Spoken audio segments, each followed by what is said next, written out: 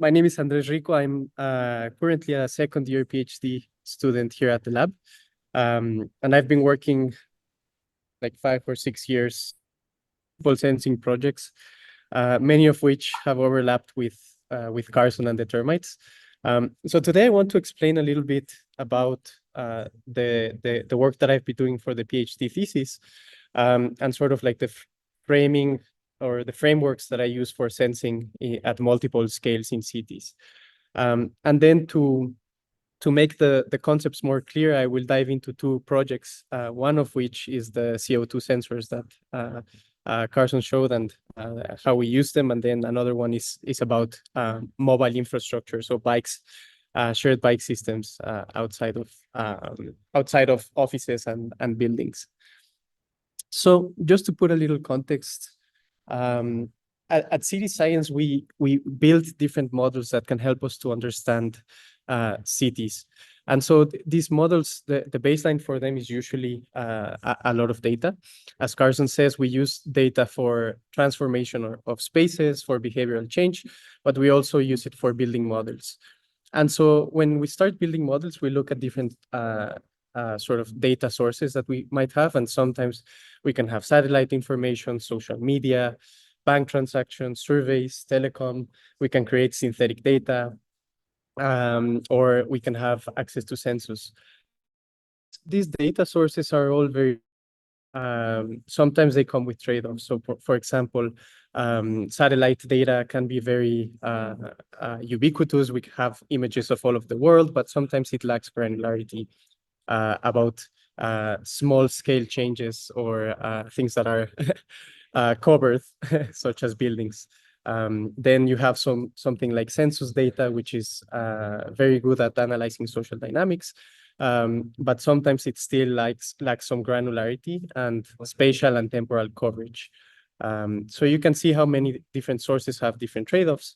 And sensors, we see them as devices that can help us to get very granular information. Of course, they also have trade-offs, which we'll talk about afterwards. But today I want to focus on sensors, but I wanted to let you know that we do focus on different sources of data. I believe Alex will drill down into other types of data from this schematic. And so what we aim with this type of systems is to understand cities through multiple lenses. So that's why we're speaking about granularity, and specifically we want to sort of dive into the layers of cities, so the biological layers, social, environmental, and physical. Specifically, I'm interested in social and environmental layers, so understanding how human behavior affects city development or city operations, behavior affects the environment, and vice versa, how the environment affects human behavior. So the end goal of the systems that I've been building at City Science is really capturing granular urban complexity. And so in order to capture granular those layers, and those layers typically represent having systems interact with real world conditions. So this is having systems that are interacting with many people, that are deployed out in the wild, that are deployed in real infrastructure. And so challenges that I'll speak about. Secondly, we have to rely on sometimes very complex infrastructure that we have in cities. So for example, trying to deal with the proper way of managing the devices and installing them. And also we have to make them last for long periods of time in sometimes very rough weather conditions. So if you imagine putting sensors on bikes in Boston, you have to think about all of the different environmental conditions that they're going to be exposed to so that they can perform well. And so these sort of ways in which we've discovered or ways in which we're beginning to understand how to really make sensor projects or sensor deployment successful. And so the first realization that we must have is that even if we are at MIT, sensors are not only technical systems. So typically when you install a system like this, you have to really analyze all of the social, environmental, and maybe even political layers that a system could have. There's a good example of a project that didn't analyze all of these layers in the Sidewalk Labs Toronto waterfront, where putting a lot of very smart city utopia. But then they just focused on the technical and didn't analyze all of the layers, and that eventually led the project to failure. So it's very important to analyze all of these layers. And to do so, we usually processors through community engagement. So this is before setting the sensors, or before defining the systems, or before defining the data that we want to collect. We hold workshops, or we hold engagement with communities or stakeholders. And this allows us to design systems that are actually valuable to the stakeholders that are going to be using them. There's many times that people, companies, or researchers design sensors that in the end are not useful, or they're not valuable to the people that they're supposed to be serving. So we believe that this approach actually allows us to make systems that are valuable to these communities. And in turn, this will also help the systems to be well maintained. They're going to help to have good engagement with the information coming from these systems. So it helps also with the longevity of the devices as well. Secondly, Carson already mentioned a little bit about this, but we aim for, in the technical aspects, to have sensors that are very low cost, and that are also very low power. So if we're thinking of putting many sensors around our cities, in bikes, in oceans, in mountains, in all of the buildings, we must think that these devices have to be very low cost. Carson mentioned some ways that we could achieve this.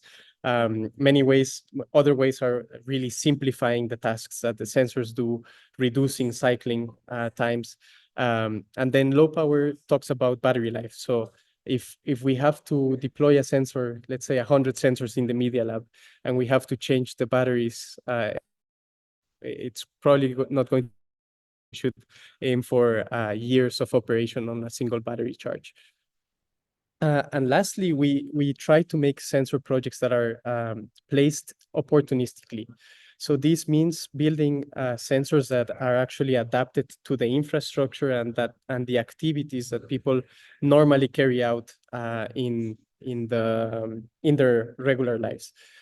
So we don't want people to change their behaviors in order to sense them, because it sort of like introducing a bias to the systems. So this will be more clear when I give some more examples. That picture that you see there is a project that we did where these sensors were placed on fishing equipment.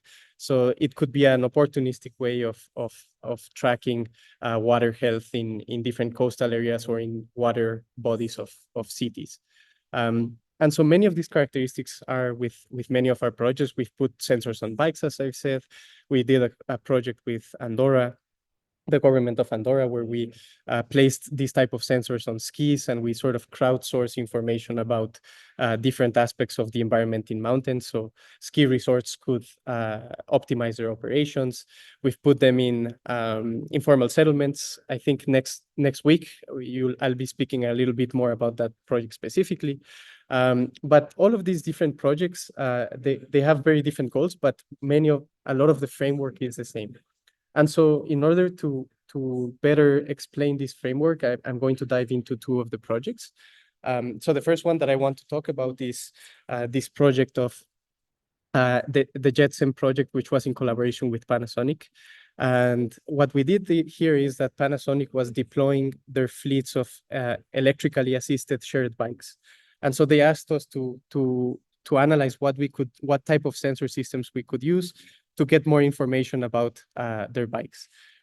So we actually used a termite along with other sensors, bike sensors, environmental sensor with a termite, cameras, and different types of sensor within a bike. This allowed us to get some things like location, temperature, ambient temperature of the motor, the accelerations, the speed, the torque, and different aspects. And so once we built the system, we installed it in several bikes. We had different users using these bikes around Cambridge. And then we built some interesting but very simple clustering algorithms to analyze and see what type of information we could get from these data sets. So what it turns out is that after analyzing and fusing all of this information in different ways, we saw that this type of clusters or information could be beneficial for different layers within a city. So this would mean different stakeholders. So for example, the system could tell us information about the infrastructure of a city, in the sense that it could map, for example, the quality of roads, or it could detect potholes. It could tell us information about the community. So if you fuse different trips together, you can start to identify commuter preferences and patterns. For work, where do people bike when they are on a leisure road bike trip in the weekend? And lastly, which was the first ask from Panasonic, we could also get information about the drive, which is more like mechanical analysis. How are they pedaling? When do they pedal the most? When do they use the assist? How much assist do they use? And so you can see that these different layers and the same system is useful for these different layers, which in turn makes it useful for different stakeholders. So for example, the government could be interested in the community, in the infrastructure information. Maybe users could be interested in the community patterns, and maybe Panasonic interested in the patterns. And so we were very excited that this could be useful for different stakeholders. So we were even more excited when the US government's National Park Service, along with the University of Montana, reached out to us to ask us to help to adapt this system so that they could use it for measuring different types of roads within their trails. So they have miles and miles, thousands of miles in their National Park Service. And so they wanted to use this system. They wanted to place it in the bikes of all of the rangers, or the bikes that were used by the visitors, in order to crowdsource information about maintenance in the different trails. So this is a good example of why they need to be sort of useful for many stakeholders, and also why it's important also to have them open source, and why it's also important to have them in a very modular way, designed in very modular ways.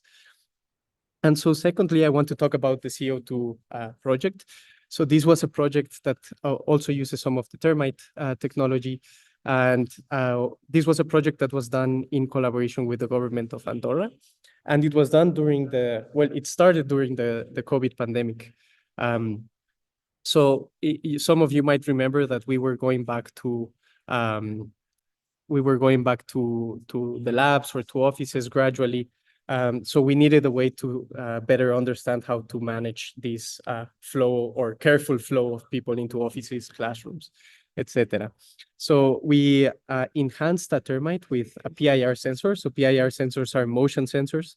They're the sensors that are usually used to turn on the lights at MIT, for example.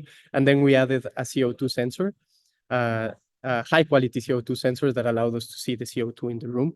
And we installed it in 4 different classrooms in Andorra, and we also installed it here in the lab at MIT. And so typically the systems that seek to do this type of activity recognition or usage recognition in an office through gas sensing or through images or through other types of sensing, they're sort of very static and not dynamic, because it's hard to understand these aspects if you don't have full information of the room. So for example, if you're measuring CO2, the room size will matter. The type of HVAC system that you have matters. The type of windows that you have matters. The amount of time that you have them open matters. So one of the key contributions of this project was that we built this machine learning architecture, hybrid architecture that uses clustering and a recurrent neural network in order to be able to detect different usage or activity. So for example, you can see here weeks of insights in Andorra, and you have all of the peaks which represent each day of the week. You see that on the weekends there's almost no activity. I think week 2 and week 3 probably had some maintenance in the classroom. You can see some of the PIR activations in the middle.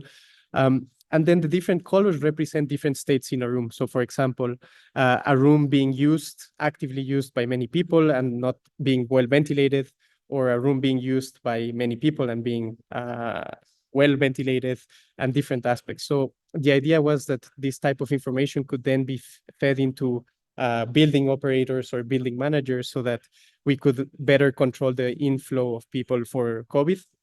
But after COVID, it could also be used to better understand patterns of usage of classrooms or of offices. And it could be useful for optimizing building efficiency or other types of parameters around buildings.